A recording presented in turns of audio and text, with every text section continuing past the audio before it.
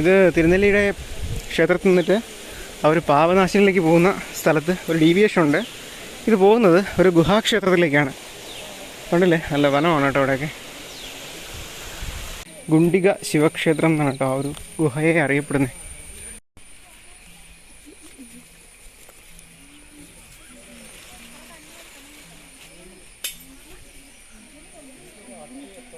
തിരുനെല്ലി മഹാവിഷ്ണു ക്ഷേത്രത്തിൽ വന്നിട്ട് നമ്മളിവിടെ ഒരു ശിവന്റെ ഗുഹാക്ഷേത്രം ഉണ്ട് കേട്ടോ, അവിടെയാണ്. അത് കണ്ടു. ഇനി കല്ലുകളൊക്കെ ഇങ്ങനെ പുറകെ അടുക്കി വെച്ചിട്ടുണ്ട്. ഇനി നമ്മൾ നേരെ പാപനാശിനി ഇവിടെയുള്ള ആ പാപനാശിനിയുടെ ഒരു ഭാഗം ഇതുവഴി ഒഴുകുന്നുണ്ട് കേട്ടോ.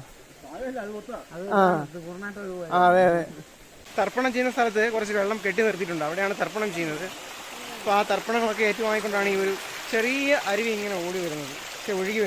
ഇതാണ് കേട്ടോ സംഭവം.